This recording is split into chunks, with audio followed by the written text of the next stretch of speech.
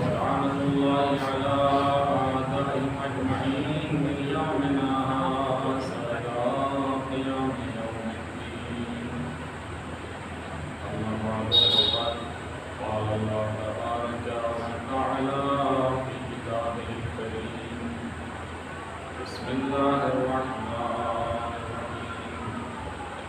إنا نحن نحيي الموتى ونكتب ما قدموا وآثارهم وكل شيء أحصيناه في إمام مبين. اللهم صل على محمد وآل محمد.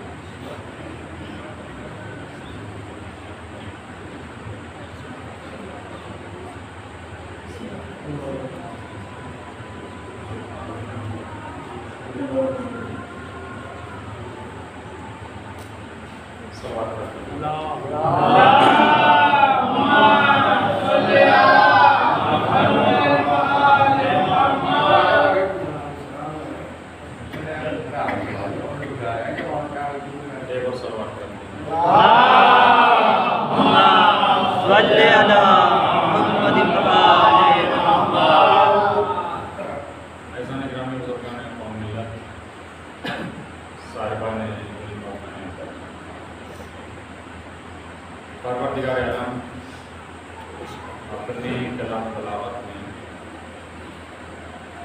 وہ سورہ کے جسے قلب قرآن کہا جاتا ہے، سورہ یاسین، کہ جو قرآن کریم کا قلب ہے، دل. جس طریقے سے انسان کے بدن میں دل حرکت میں ہے اور رما دما ہے، تو سمجھا جاتا ہے کہ یہ انسان زندہ ہے. جب تک دل کی دھڑکنیں دھڑک رہی ہیں اس وقت تک احساس کیا جاتا ہے کہ یہ انسان زندہ ہے. لیکن اگر دل کی دھڑکنیں بند ہو جائیں تو بند ہونے کے ساتھ ساتھ اب یہ نہیں کہا جاتا کہ یہ انسان جو ہے وہ زندہ ہے. نبی اکرم نے ارشاد فرمایا کہ یہ سورہ یاسین کے جسے قلب قرآن کہا جاتا ہے، یہ وہ سورہ ہے کہ جسے احتضار کے وقت جب پڑھا جاتا ہے تو اس کی برکت سے اس کی روح آسانی کے ساتھ نکل جاتی ہے. اس کے علاوہ اگر کوئی انسان پریشانی میں مبتلا ہے، مصیبتوں میں گرفتار ہے، تو اسی سورہ یاسین کی 10 مرتبہ تلاوت کرے اور اس کے بعد اللہ کی بارگاہ میں مناجات کرے، دعا کرے، تو پروردگار عالم اس کی برکت سے اس کی تمام پریشانیوں کو دور کر دے. یہ ہے سورہ یاسین کی برکت. اسی سورہ یاسین میں پروردگار عالم نے ہمیں متوجہ کیا: انا نحن نحیی الموتى ونکتب ما قدموا وآثارهم وکل شیء احصیناہ فی امام مبین. جو حضرات سورہ یاسین کی تلاوت کرتے ہیں، سورہ یاسین پڑھتے ہیں، انہیں بہتر طریقے سے یہ آیت سمجھ آ گئی ہوگی. اللہ نے اس آیت میں اشارہ کیا اور اشارہ بھی اس بات کا کہ دیکھو دنیا میں رہ کر اگر تم تکبر اور غرور کرتے ہو تو تمہارا تکبر اور غرور لمحوں میں ختم ہو جائے گا. انسان اپنے کو سوچ رہا تھا کہ ہم سپر پاور ہیں، ہمارے پاس اتنی طاقتیں ہیں، ہمارے پاس ایسا ہے ہم جو چاہیں کر سکتے ہیں، مگر قدرت نے ایک معمولی سا ٹیلنٹ جو ہے وہ اپنا دکھایا، بڑی توجہ، خالی ایک معمولی سا ایک نمونہ دکھایا ہے کہ دیکھو جب تم اس چھوٹے سے نمونے کے مقابل میں تم معذور ہو جاتے ہو اور اس کا تم علاج نہیں ڈھونڈ پاتے ہو، تو میری قدرت تو سب کے لیے، ان اللہ علی کل شیء قدیر، میں تمام چیزوں پر تو انسان اس چیز کی طرف توجہ کرے اور یہ دیکھے تو پروردگار عالم جو انسان کو بتانا چاہتا ہے کہ تیرے اندر جو غرور اور تکبر پیدا ہو گیا ہے، تو ہمیں کسی کا نہ تکبر برداشت ہے نہ غرور۔ ایسا نگرامی آپ دیکھیے، نمرود جو اپنے کو خدا کہلوا رہا تھا، اپنی طاقت کو منوا رہا تھا، مگر قدرت الہی نے، پروردگار عالم نے ایک معمولی سی چیز کے ذریعے اسے اتنا ذلیل کر دیا، تو پروردگار عالم نے یہ سنت بنا دی کہ جب بھی ہم بڑے کو ذلیل کرتے ہیں تو چھوٹے کے ذریعے ماشاءاللہ صاحبان علم و فہم ہے۔ ابرہا بڑے بڑے ہاتھی لے کر آئے تو اللہ کی قدرت تو اس سے بڑی ہے، تو پروردگار کو چاہیے تھا کہ اس سے بڑے ہاتھی بنا دیتا۔ بھائی اگر ایک ہاتھی 2 کوئنٹل 5 کوئنٹل کا تھا تو اللہ کے پاس تو قدرت تھی کہ وہ 10 کوئنٹل کا ہاتھی جو اس کے مقابلے میں بھیج دیتا، اور بھیجنے کے بعد ان ہاتھیوں سے کہتا ہے کہ انہیں ختم کرو، ان کو ملیا میٹ کر دو۔ لیکن پروردگار عالم نے اپنی قدرت کو ایک چھوٹی سی چیز کے ذریعے نمایاں کیا کہ دیکھو تم اپنی بڑی طاقتوں کو لے کر آؤ گے، لیکن ہم چھوٹی چیز کے ذریعے تمہاری ان طاقتوں کو تباہ اور برباد کر دیں گے۔ اور اسی وجہ سے قرآن کریم نے کہا کہ جب ان ہاتھیوں پر وہ کنکریاں پڑی تو وہ ایسے ہو گئے کہ جیسے چبایا ہوا بھوسا ہوتا ہے۔ تو جس اللہ کی ایک کنکری میں اتنی قدرت اور طاقت ہے کہ بڑے بڑے ہاتھی چبائے ہوئے بھوسے کی طرح ہو جائے، تو آج اگر انسان اللہ کے مقابلے میں چاہے تو وہ تباہ و برباد ہو جائے گا۔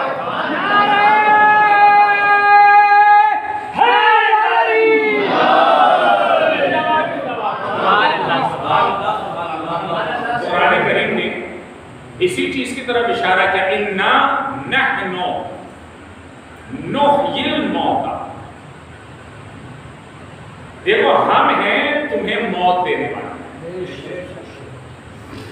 تم یہ مت سوچنا کہ تم زندگی بھی دے سکتے ہو اور موت بھی دے سکتے ہو، بلکہ ہم تمہیں موت دینے والے۔ اچھا، اللہ نے اسی جملے پر اس بات کو ختم نہیں کیا، بلکہ اللہ کہتا ہے کہ اِنَّا نَحْنُ نُحْيِي الْمَوْتَى وَنَكْتُبُ مَا قَدَّمُوا وَآثَارَهُمْ، بلکہ ہم لکھتے ہیں، کس چیز کو لکھتے ہیں؟ ما قدم، جو تم نے اپنے جانے سے پہلے اعمال انجام دیے، ہم وہ بھی لکھتے ہیں۔ وآثارہم، اور جو اپنے جانے کے بعد تم نے اثر چھوڑا، جو تم نے اپنے پیچھے اعمال چھوڑے، امام باڑہ بنایا اسے چھوڑ دیا، مسجد بنائی اسے چھوڑا، آپ نے نل لگوا دیا اسے چھوڑا، تو یہ ساری چیزیں ہم لکھتے ہیں۔ جو تم نے پہلے بھیجا اسے بھی ہم نے لکھا، اور جو تم نے آثار چھوڑے اسے بھی ہم نے لکھا۔ وَكُلَّ شَيْءٍ أَحْصَيْنَاهُ فِي إِمَامٍ مُبِينٍ، اور ہم نے ہر چیز کا ایسا امام مبین میں کر دیا۔ ایسا نہیں کہ صاحبان علم و فہم میں بڑی توجہ کیجیے گا، لیکن اللہ کیا کہتا ہے؟ ہم تمہیں موت دینے والے ہیں، اس لیے کہ موت کی ذمہ داری ہماری۔ ماشاءاللہ صاحبان علم و فہم میں یہاں پہ ایک لفظ آیا ہے نا نحنو، یعنی ہم موت دینے والے ہیں۔ آپ انسان سے بتائیے اللہ ایک ہے یا کئی ہے؟ اللہ ایک ہے، تو یہاں پہ یہ آنا چاہیے تھا کہ انا انا، یعنی میں موت دینے والا ہوں، لیکن اللہ کہتا ہے کہ انا نحنو، ہم موت دینے والے ہیں۔ تو اس کا مطلب یہ ہے کہ پروردگار تو خود آ نہیں سکتا، تو اللہ فرشتوں کو حکم دے اس کی روح کو قبض کرو، جاؤ جا کے اسے زندگی عطا کر دو. بڑی توجہ کیجیے گا. جاؤ جا کے اسے زندگی عطا کر دو، اس کی روح کو قبض کر لو، اس کے ساتھ یہ کر لو. تو اس کا مطلب یہ کہ پروردگار کسی بھی عمل کو خود انجام نہیں دے رہا ہے، بلکہ کہہ رہا ہے کہ انا نحنو، ہم ہیں تمہیں موت دینے والے. تو اگر فرشتہ کسی کی روح قبض کرتا ہے تو اللہ اس کی نسبت اپنی طرف دے رہا ہے کہ موت دینے والے بھی ہم ہیں، زندگی دینے والے.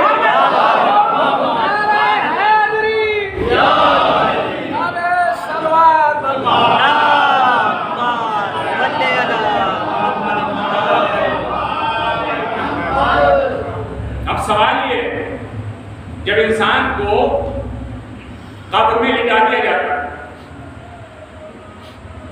ادھر انسان کے جسم سے روح نکلی، اس کا نام ختم. کبھی آپ نے دیکھا کہ مردہ پڑا ہو، آپ نے اسے نام لے کے کہا ہو اس کو لے آؤ؟ بڑے توجہ سننے بھائی مناظر، کبھی نہیں سنا آپ نے کہ فلاں مردہ پڑا ہوا ہے، اس کا نام لے کے آ کہ بھائی اس کو لے آؤ. کہا جاتا ہے اس کی میت کو لے آؤ، اس کے جنازے کو لے آؤ، اس کے جنازے کو غسل دے دو، اس کی میت کو دفن کر دو. مرتے ہی نام بھی ختم ہو گئے. مرتے ہی نام بھی ختم.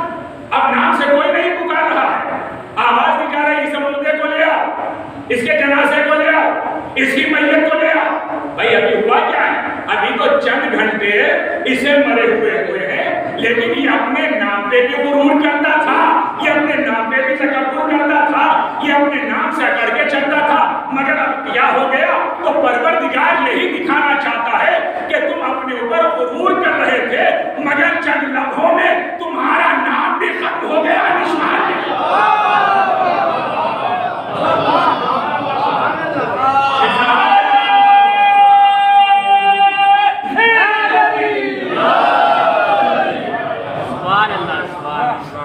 مردے کو مل جاتے پہلی شب جب قبر میں دفن کیا جاتا ہے تو کہا جاتا ہے کہ اس سے سوال ہوتے ہیں.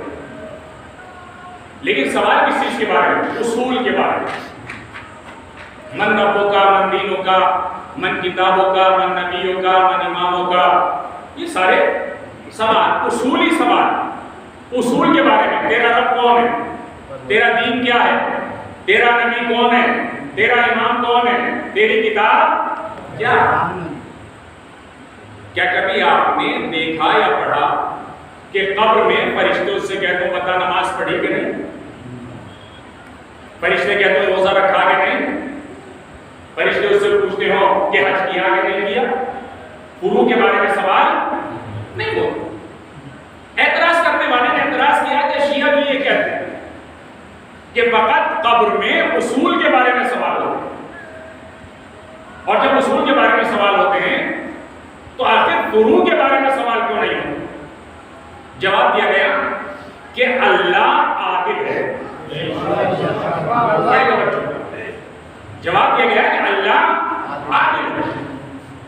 سوال کرنے والے نے سوال کیا کہ اگر اللہ عادل ہے تو فروع کے سوال کرنے پہ اس کی عدالت پہ کیا فرق پڑے گا؟ بھئی اگر فرشتے جو ہیں اللہ فرشتوں سے کہے کہ تم اصول کے بارے میں بھی سوال کرو اور فروع کے بارے میں بھی سوال کرو، تو اگر اللہ فرشتوں کو حکم دے کہ فروع کے بارے میں، نماز کے بارے میں سوال کرو، روزے کے بارے میں سوال کرو، تو اللہ کی عدالت پہ کیا فرق پڑے گا؟ اعتراض کرنے والے نے اعتراض کیا. تو ایسا نہیں کرنا، اللہ ہے عادل. اگر اللہ اپنے فرشتوں سے پہلی رات میں قبر میں سونے والے سے فروع کے بارے میں سوال کرائے کہ نماز پڑھی کہ نہیں، روزہ رکھا کہ نہیں، اور اگر جانے والا بے نمازی ہے، بے روزے دار ہے، اس نے نماز کبھی نہیں پڑھی، تو اب اللہ کی عدالت کا تقاضا یہ ہے کہ اللہ فرشتوں سے کہے کہ اسے قرص لگاؤ اور اس کی قبر کو آگ سے بھر دو. جو کر رہے ہیں، تو جب اللہ ایک دفعہ عذاب دے دے گا تو اس کی عدالت سے تو وہی دے گا کہ وہ دوبارہ عذاب کرے. بھائی جب اسے سوال پوچھنے کے بعد اس نے جواب نہیں دیا اور اللہ نے کہا کہ اس کی قبر کو عذاب سے بھر دیا، اس کے آگ سے بھر دیا جائے، تو اسے اللہ نے موصول کر دیا، اللہ نے اسے عذاب دے دیا، تو پھر یہ کیا ہے کہ قیامت میں بھی اس کے اوپر عذاب ہوگا، اسے جہنم میں ڈال دیا جائے گا، اسے گرز لگائے جائیں گے، یہ سب کیا ہے؟ تو عزیزان گرامی یاد رکھیے اللہ ہے عادل، اور وہ ایسا عادل ہے کہ جو غفور الرحیم ہے۔ قرآن کریم میں اسی وجہ سے اللہ نے کہا وَنَكْتُبُ مَا قَدَّمُوا وَآثَارَهُمْ، ہم لکھتے ہیں جو پہلے عمل انجام دیے وہ پھیر دیے، اور جو چھوڑے اسے بھی ہم لکھتے ہیں۔ تو اس نے چھوڑا کیا ہے؟ بھائی عزیزان گرامی، اس نے اپنی اولاد چھوڑی، اپنی اولاد چھوڑی۔ اگر اللہ فروع کے بارے میں سوال کراتا اور اسے آزاد کیا جاتا تو پھر یہ سب کیا ہے کہ مرنے کے دن اعلان ہو رہا ہے نماز وحشت قبر پڑھ دیجئے، فلاں کے لیے یہ اعمال کر دیجئے، فلاں بیٹا اپنے باپ کے لیے نماز پڑھ رہا ہے، وہ قضا روزے رکھوا رہا ہے، وہ قضا نمازیں پڑھوا رہا ہے۔ بھائی جب اسے عذاب ہو چکا تو پھر یہ نماز کس کام کی ہے؟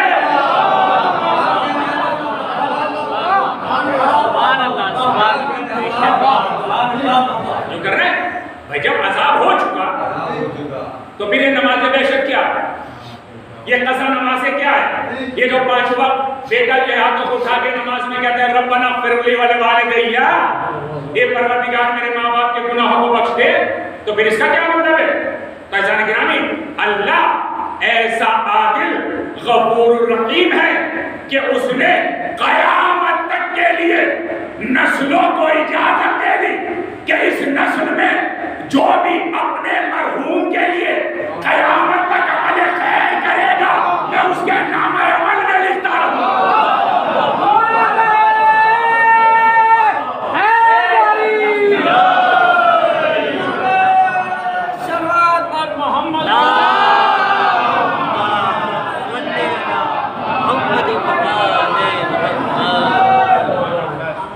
اگر ایسا ہوتا ورنہ تو پھر تو نام عمل بند ہو جانا چاہیے۔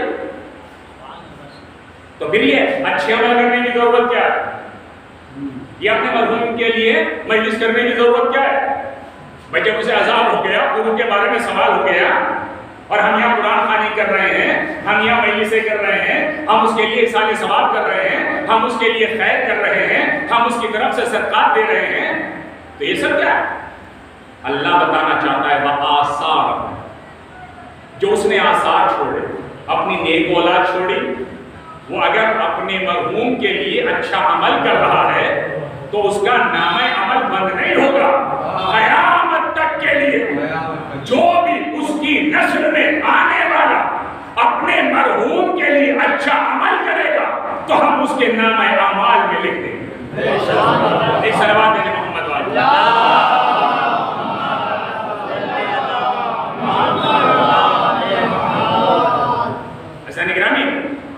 میرے بزرگوں میرے جوان، بغیر ولایت آل محمد کے قبر میں بھی گزارا نہیں۔ جو کر رہے ہیں بغیر ولایت آل محمد کے قبر میں بھی گزارا نہیں ہے۔ قبر میں کیا ہے؟ نہ کھائے، نہ کھانے کے لیے، نہ پینے کے لیے، نہ اپنی باتیں سنانے کے لیے، کوئی دوست احباب عزیز اقارب کوئی نہیں ہے۔ تو جب ایسی جگہ پر انسان کے لیے بغیر ولایت کے قبر میں گزارا ہے تو پھر زندگی میں انسان کو بغیر ولایت کے کیسے گزارا ہو سکتا ہے؟ زندگی میں انسان بغیر ولایت کے اپنی زندگی کیسے گزار سکتا ہے؟ تو اس کا مطلب یہ کہ ولایت آل محمد لازمی اور ضروری۔ یہی نماز جب انسان کو قبر میں لٹا دیا جاتا اور انسان کو دفن کر دیا جاتا، یہی نماز قبر میں داخل ہوتی ہے، سر کی جانب نور کی شکل، روزہ ظاہر ہوتا ہے پیروں کی جانب سے نور کی شکل، زکات و خمس ذہنی بائیں جانب سے ظاہر ہوتے ہیں نور کی شکل۔ جب یہ ظاہر ہو جاتے ہیں اب انسان کے سینے سے ایک نور ساطع ہوتا ہے۔ یہ نور اتنا تیز روشنی والا ہوتا ہے کہ یہ تمام انوار اس نور سے کہتے ہیں کہ بھائی تو اتنا نورانی کیوں ہے اور ہمارے پاس اتنا نور نہیں ہے. تو یہ سینے کا نور کہتا ہے کہ اگر میں اس کے ساتھ قبر میں نہ آتا نہ تمہیں آنے کی اجازت ملتی نہ تمہیں آنے کی اجازت ملتی.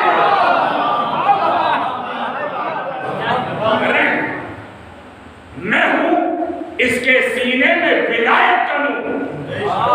اگر اس کے سینے میں ولایت نہ ہوتی تو نہ نماز کا نور ہوتا نہ روزے کا نور ہوتا نہ حج کا نور ہوتا نہ زکات و خمس کا نور ہوتا. تو عزیزان گرامی ایک بات سمجھ میں آ گئی, اگر اپنی قلب کو نورانی کرنا چاہتے ہو تو اپنے دل کو ولایت آل محمد سے نورانی کر لو. دل بھی نورانی ہو جائے گا, قبر بھی نورانی ہو جائے گا.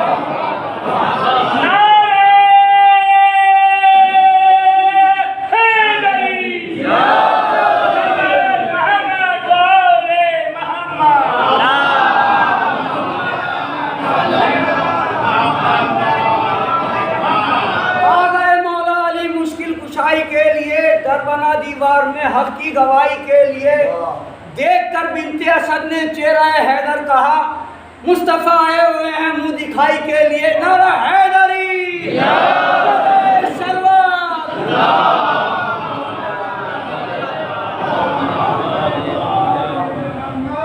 عزیزان گرامی, اس کا مطلب یہ ہے کہ قبر کی منزل ایسی ہے کہ بغیر ولایت آل محمد کے کوئی چارہ نہیں. تو اللہ خدا نہیں سکتا, لیکن اللہ کہہ رہا ہے کہ ہم ہیں تمہیں موت دینے والا. پھر قرآن کریم میں اللہ نے ارشاد فرمایا انا نحن نحیی ونمیت ونحن الوارثون. اللہ کہتا ہے کہ ہم ہیں تمہیں موت دینے والے, ونحیی ہم ہیں تمہیں زندگی دینے والے, وَنَحْنُ الْوَارِثُونَ اور ہم ہیں وارث. آپ انصاف سے بتائیے کہ اللہ کس کا وارث بنے گا؟ بھائی اللہ کہ معاذ اللہ نہ باپ ہے نہ باپ نہ ماں ہے, تو وہ کس کا وارث بن رہا ہے؟ نہ اس کی اولاد ہے کہ اس کی اولاد اس کی وارث بنے. لیکن یہ قرآن کریم میں اللہ جو کہہ رہا ہے وَنَحْنُ الْوَارِثُونَ ہم ہیں وارث, تو اس کا مطلب ہے کہ زندگی دینے والے بھی ہم, موت دینے والے بھی ہم. تو اللہ نے کچھ ایسے 3 معصوم وسیلے بنائے کہ جن کی نسبت اللہ اپنی طرف دیتا ہے کہ یہ انہوں نے نہیں کیا بلکہ میں نے کیا.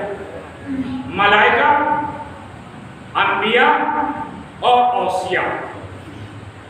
ملائکہ کی نسبت اللہ اپنی طرف دیتا ہے کہ یہ نہیں کرتے میں کرتا ہوں, روح کو قبض یہ نہیں کرتے میں کرتا ہوں, زندگی یہ نہیں دیتے میں دیتا ہوں.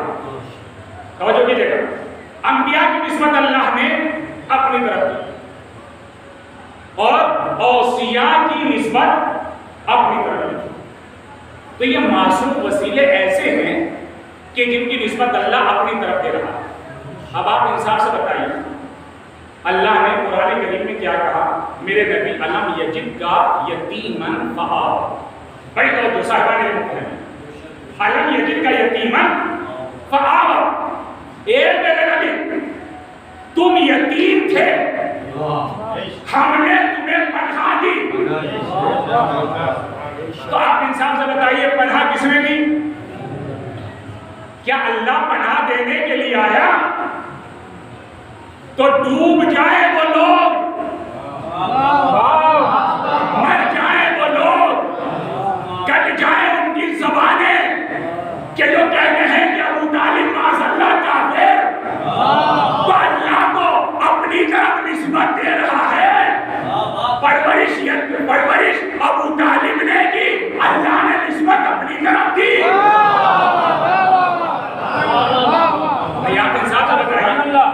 جنہیں شعور نہ تھا بے شعور ہو بیٹھے, علی کے بغض میں آنکھوں کا نور کھو بیٹھے. نعرہ حیدری, سلوات.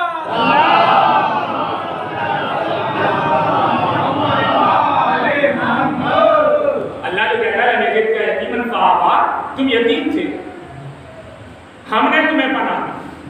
کہ اللہ خدا ہے کہ اللہ نے ایک بہت بڑا گھر بنا دیا، بنانے کے بعد کہا میرے محمد اس کے اندر رہ لو، میں تمہیں پناہ دے رہا ہوں. وہ خوبصورت گھر کہ جس کے سامنے ہزاروں بہن بھی فدا، جہاں نسیم سحر چلتی تھی تو اپنے ساتھ خوشبوئیں لے کے چلتی تھی. وہ ابو طالب کا بہترین مکان، اس مکان میں نبی نے پرورش پائی اور ابو طالب نے محمد کو پناہ دی. فیضان گرامی، میں نے کہا کہ اللہ 3 چیزوں کی نسبت اپنی طرف دے رہا ہے، ملائکہ کی نسبت، انبیاء کی نسبت، اوصیاء کی نسبت. تو اب یا تو ابو طالب ملائکہ ہے یا ابو طالب نبی ہے یا ابو طالب وسیع ہے. ایسا نگرانی، اگر ابو طالب کو ابھی آپ نبی نہیں مانتے، وسیع نہیں مانتے، تو کم سے کم یہ تو مانیں گے کہ وہ ملائکہ سے افضل ہے.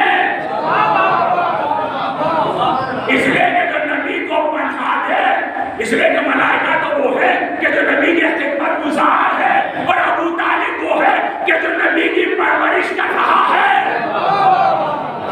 السلام علیہ محمد.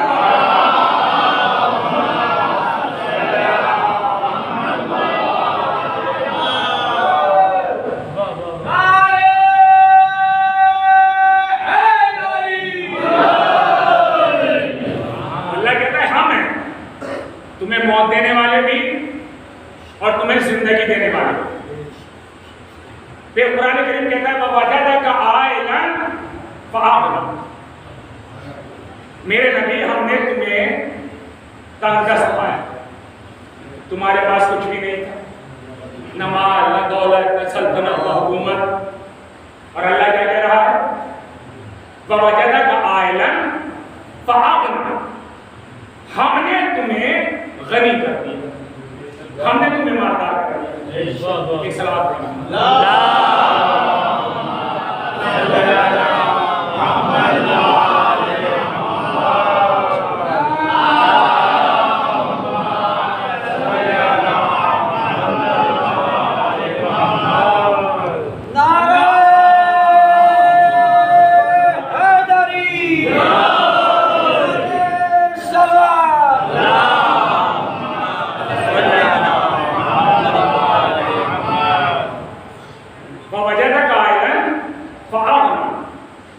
میرے نبی ہم نے تمہیں تنگدست پایا.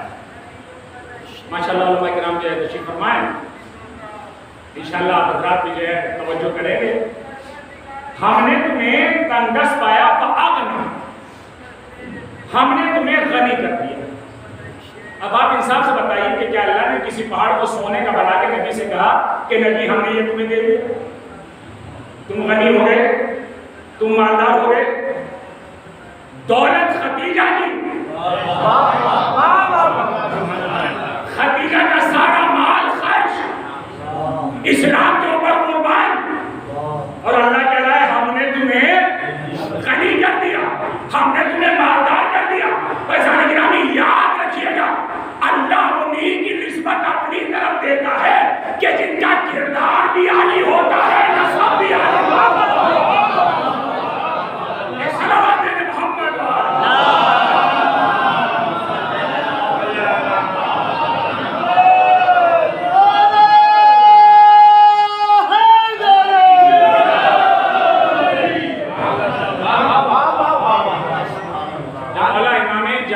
صادق علیہ السلام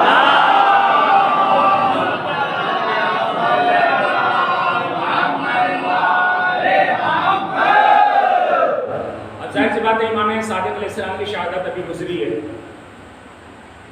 4000 شاگرد، تاریخ کا پہلا جنازہ کہ جس میں 13 لاکھ لوگوں نے شرکت. جب آپ اپنے شاگردوں کو درس دے رہے ہیں، درس دینے کے بعد آپ نے سوال کیا کہ تم نے ان تمام دروس سے کیا حاصل کیا؟ ایک طالب علم جو ہے کھڑا ہو جائے، کھڑا ہونے کے بعد کہتے ہیں کہ مولانا ہم نے جو حاصل کیا ہے وہ یہ ہے کہ ہر دوست میں جدائی، ہر رفاقت میں جدائی، باپ بیٹے میں جدائی، بھائی بھائی میں جدائی، عزیز عزیز میں جدائی، یہ سب کے سب جو ہے ایک دوسرے سے جدا ہو گئے۔ کیسے؟ موت کے ذریعے۔ ایک بھائی کو موت آ گئی، دوسرا رہ گیا، باپ کو موت آ گئی، بیٹا رہ گیا، بیٹے کو موت آ گئی، باپ رہ گیا۔ امام فرماتے ہیں یہ بتاؤ کہ تم نے اس سے کیا نتیجہ حاصل کیا؟ یہ شخص کہتا ہے کہ مولا میں نے اپنا ایسا دوست بنایا ہے کہ جو کبھی مجھ سے جدا نہیں ہوا، زندگی میں بھی جدا نہیں ہوگا اور مرنے کے بعد بھی جدا نہیں ہوگا۔ امام فرماتے ہیں بتا وہ کیا چیز ہے کہ جو نہ زندگی میں جدا نہ مرنے کے بعد جدا، جبکہ موت ایسی ہے کہ جو بھائی بھائی میں جدائی کر دیتی ہے۔ تیرے پاس وہ کیا چیز ہے؟ وہ کہتا ہے کہ مولا وہ ہے میرا بہترین عمل، وہ ہے میرا بہترین عمل، میرے نیک اعمال کہ جو زندگی میں بھی میرے ساتھ رہتے ہیں اور مرنے کے بعد بھی میرے ساتھ رہتے ہیں، قبر میں میرے ساتھ، محشر میں میرے ساتھ، پولیس صراط میں میرے ساتھ، جب حساب و کتاب ہوگا جب میرے ساتھ۔ جب کسی نے مولا امیر المومنین علی ابن ابی طالب علیہ السلام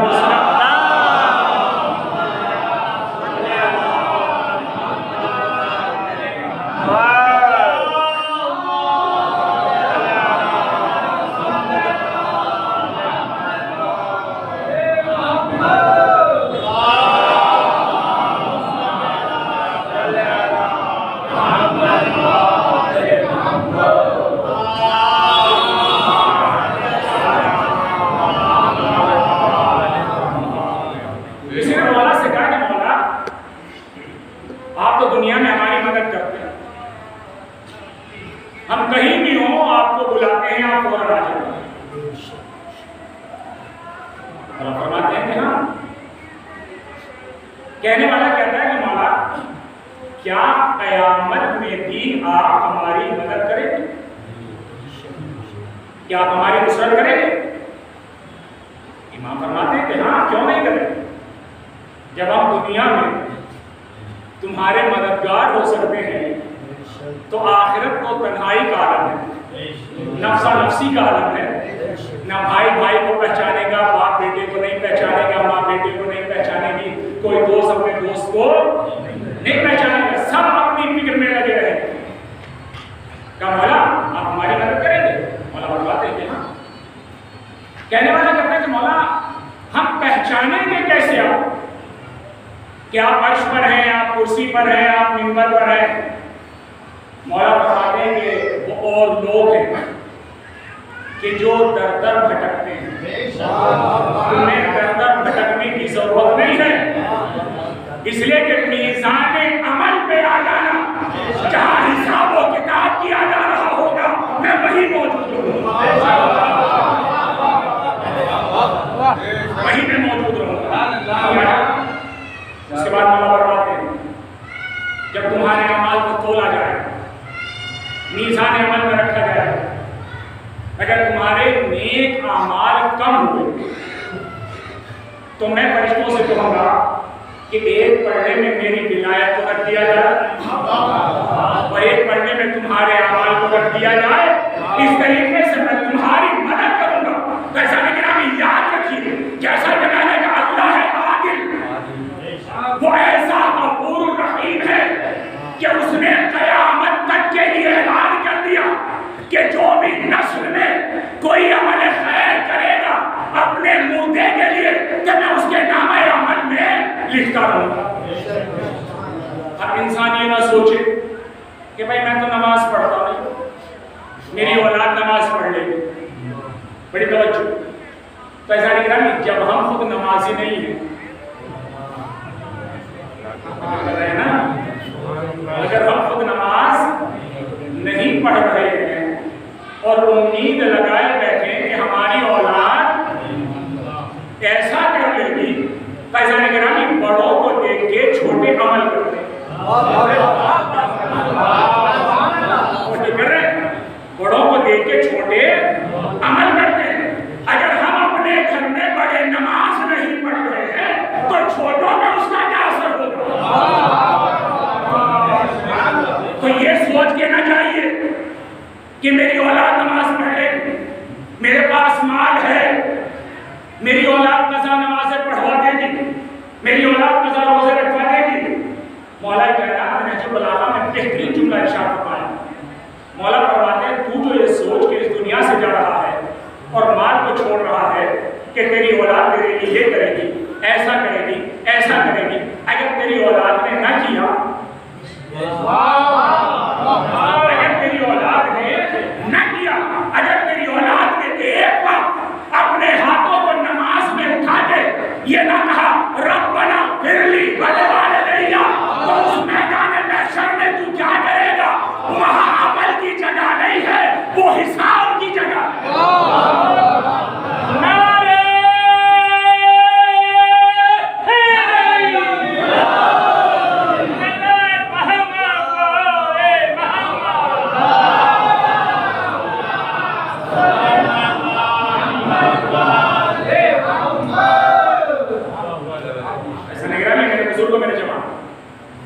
اِنَّا نَحْنُ نُحْيِي وَنُمِيتُ، ہم ہیں زندگی دینے والا، ہم ہیں موت دینے والا، وَنَحْنُ الْوَارِثُونَ، ہم ہیں وارث۔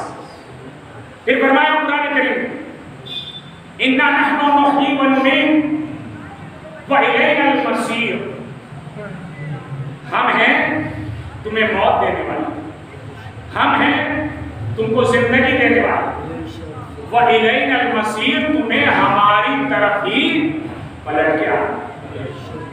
آپ انسان سے بتائیے کہ جب کسی کی موت کی خبر ملتی ہے، ماشاءاللہ علماء کرام تشریف فرمائیں، صاحبان علم و فہم، جب کسی کی موت کی خبر ملتی ہے تو کیا آپ اس آیت کی تلاوت فرماتے ہیں کل نفس ذائقۃ الموت، ہر نفس کو جو ہے موت کا ذائقہ چکھنا، یا یہ آپ آیت کی تلاوت فرماتے ہیں یدرککم الموت ولا کنتم فی بروج مشیدہ، موت تمہیں ضرور در کر لے گی اگر تم مضبوط قلعوں میں جا کر بنا ہو جاؤ، پوشیدہ ہو جاؤ۔ کیا یہ تلاوت کرتے ہیں آپ؟ نہیں۔ ہر انسان جیسے ہی موت کی خبر سنتا ہے تو کہتا ہے انا للہ و انا الیہ راجعون، ہم اسی کی طرف سے آئے ہیں اور اسی کی طرف پلٹنا ہے۔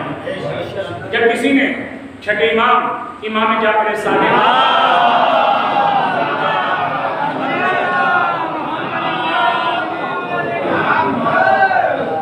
امام سے سوال کیا، بڑے توجہ، امام سے سوال کیا کہ مولا انسان پیدا کہیں ہوتا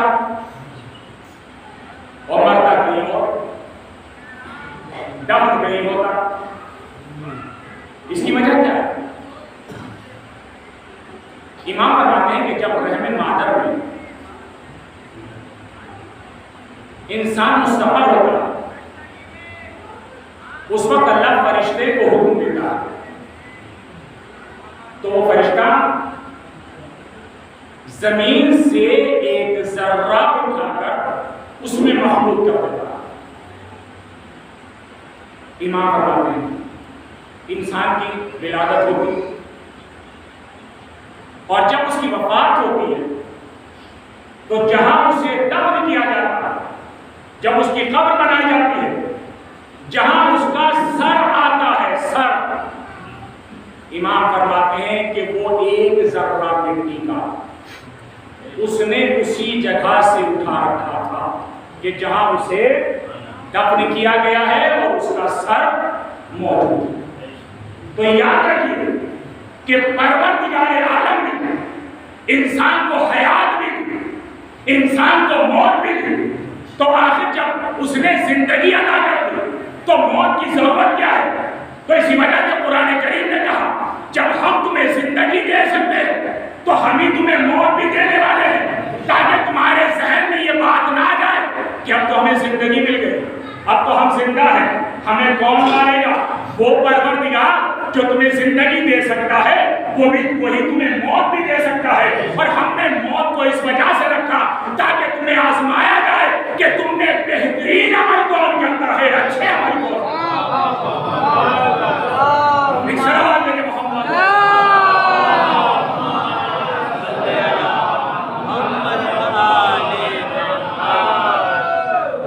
ہر انسان اپنے اعتبار سے اچھے اعمال انجام دیتا ہے۔ کون کہہ سکتا ہے کہ بھائی مثلا میں مجلس کر رہا ہوں تو میں یہ اللہ کے لیے نہیں کر رہا ہوں یا اہل بیت کے لیے نہیں؟ ہر انسان کا جواب یہی رہے گا، لیکن نبی نے فرمایا یخلص المحبت، محبت جو اگر خالص ہوتی ہے نا تو ایسے نہیں ہوتی، محبت خالص ایسے ہوتی ہے کہ انسان جو عمل انجام دے رہا ہے وہ نیت جو ہے صرف اللہ کے لیے رہے۔ یہ نہ ہو کہ لوگ میری تعریف کریں، بڑا اچھا پروگرام کیا، بڑا اچھا یہ کیا، انتظام کیا، بڑا اچھا اس کام کا انجام دیا۔ یہی وجہ ہے کہ جب قیامت کا دن ہوگا اعمال کو رکھا جائے گا، انسان دیکھنے کے بعد کہے گا کہ پروردگار میرے تو اس میں وہ اعمال نہیں کہ جو میں نے بڑا اعمال انجام دیا، وہاں سے قدرت آئی جس کے لیے انجام دیے تھے انہیں سے جا کے ان کی جزا لے لے۔ تو جو عمل اللہ کے لیے ہوگا اس کی جزا اللہ دے گا، اور جو لوگوں کو دکھانے کے لیے ہوگا اس کی جزا اللہ دینے والا نہیں ہے، اس کی دنیا بھی برباد ہو جاتی ہے، آخرت بھی برباد ہو جاتی ہے۔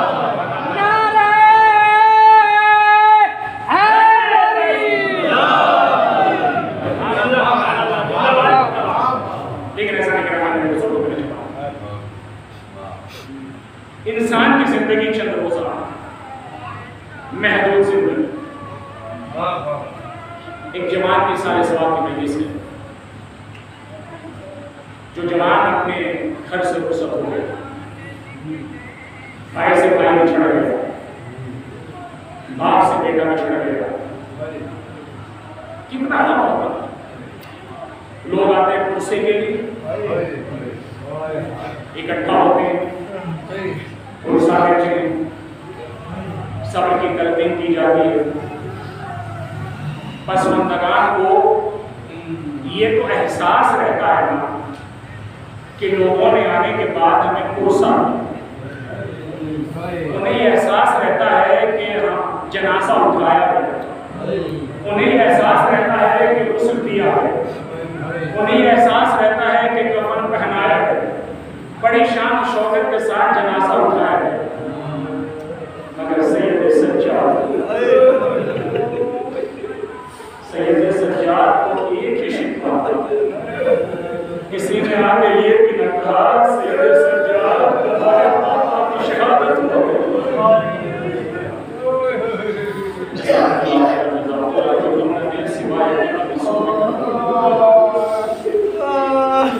یہ وجہ ہے جب سید سجاد کی نظر بابا کے لاش پر پڑی، امام سجاد فرماتے بابا جب کوئی دنیا سے جاتا ہے تو اسے کفن دیا جاتا ہے، بابا اسے غسل دیا جاتا ہے، دیا جاتا ہے، مگر میرے مظلوم بابا آپ کو آپ کے خون سے غسل دیا گیا، آپ کو کربلا کی مٹی سے عمر کیا ہے۔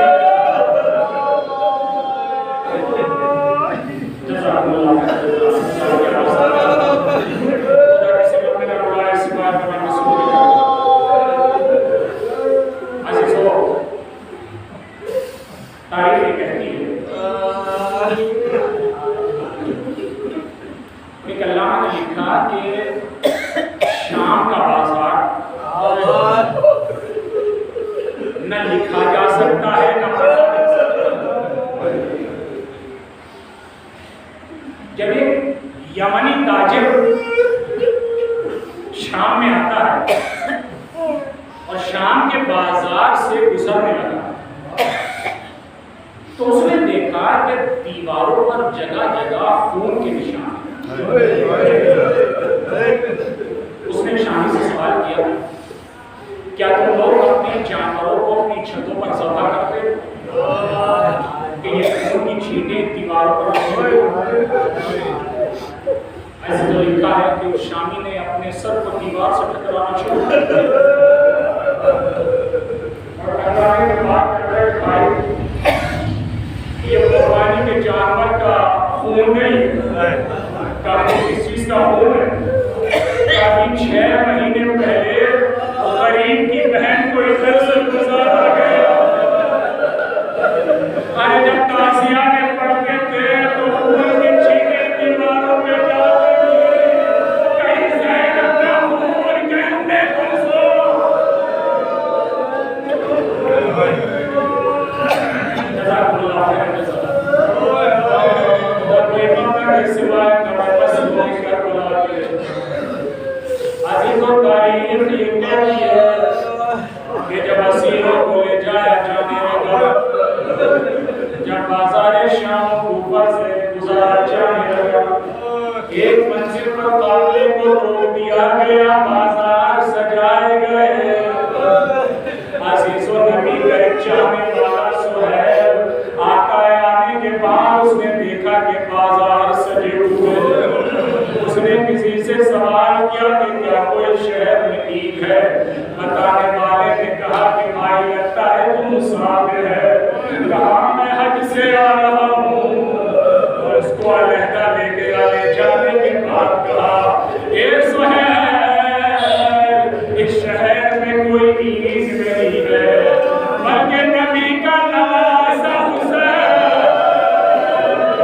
مارا گیا اس پہلے بہن کو اسیر کرنے لے جایا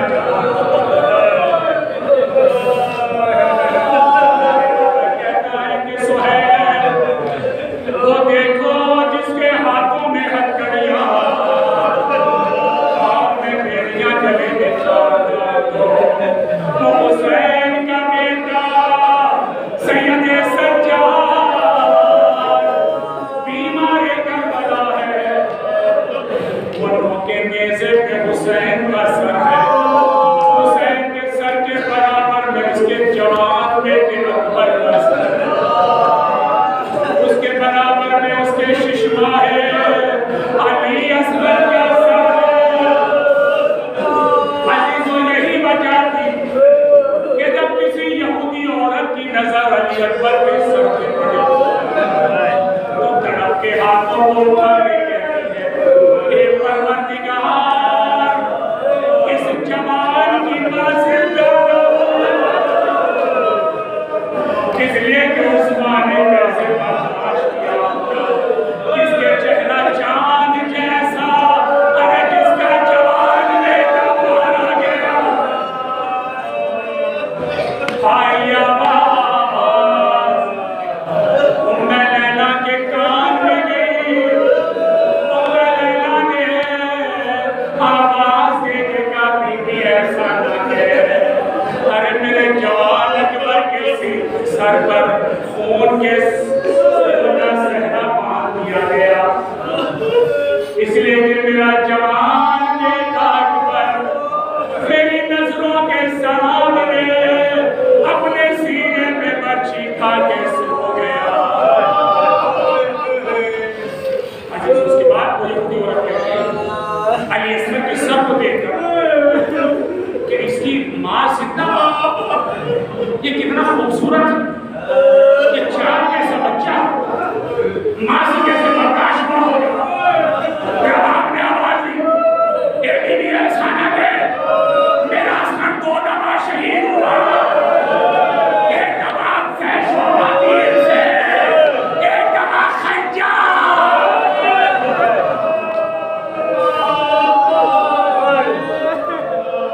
میں اللہ سے جملہ امام سجاد کے قریب آنے کے بعد امام سجاد کو سلام تو کتنا بھاری تھا کہ امام گردن نہیں اٹھا چھوٹے چھوٹے سلام کے بعد اور ایک جملہ آیت تو کون ہے جو اس غربت میں ہمیں سلام کرتا ہے؟ ہمیں تو کوئی سلام کرنے والا نہیں ہے۔ سہیل کہتے ہیں جمال میں آپ کے نانا کا صحابی سہیل، امام نے سہیل کو دعائیں دی۔ سہیل کہتے ہیں جمال اگر کسی چیز کی خواہش ہو تو بیان کیجئے۔ امام سجاد فرماتے ہیں سہیل اگر تیرے پاس کچھ درہم و دینار ہو تو ان نیزہ برداروں کو دے دے، ان سے کہہ دے کہ سروں کو لے کر آگے چلے جائیں تاکہ تماشائی سروں کو دیکھنے میں مشغول ہو جائیں اور میری ماں بہنوں پر اتنا محرموں کی نظر نہ پڑے۔ سہیل گئے نیزہ برداروں کو درہم و دینار دیے، واپس آ کر امام سے کہتے ہیں دوبارہ کرتے ہیں۔ امام نے دعائیں، سہیل کہتے ہیں کہ مولا اگر اور کوئی خواہش ہو تو بیان کیجئے۔ امام فرماتے ہیں سہیل جب پیچھے چلا جائے، اونٹ کی ننگی پیٹھ پر میری گھٹیوں کو بیٹھی، ان سے جا کے پوچھ لے۔ جب سہیل چلنے لگے امام نے آواز دی سہیل گردن جھکا کے جا رہا، زینب میری نہ ہے۔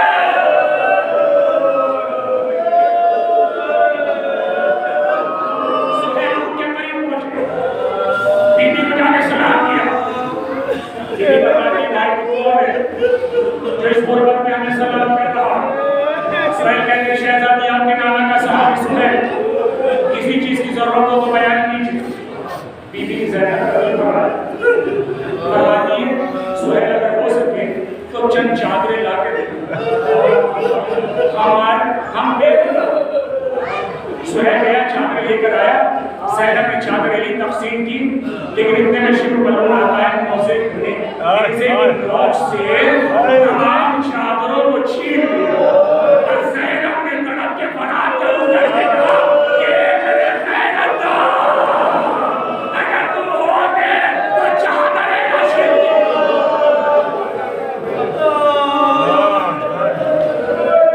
سہیل آئے امام سجاد کے پاس، آخری جملہ آگے کا مولا اگر وہ کوئی خواہش تو بیان کیجئے۔ امام سجاد فرماتے سہیل میرا توق بڑا بھاری ہے، اس توق میں کانٹے لگے ہوئے، یہ کانٹے میری گردن میں گڑے ہوئے، سہیل اگر ہو سکے تو اس توق کے نیچے تھوڑا سا کپڑا رکھ دے تاکہ مجھے سکون مل جائے۔ سہیل کہتے ہیں جیسے میں نے توق اٹھایا میں نے عجیب منظر دیکھا کہ امام سجاد کی گردن زخمی ہے، میں نے جیسے ہی کپڑا رکھ کے توق رکھا بس اتنے میں شبر ملعون آیا، ایسی بے دردی سے کپڑا کھینچا، امام سجاد ڈر گئے، آواز نیچے جا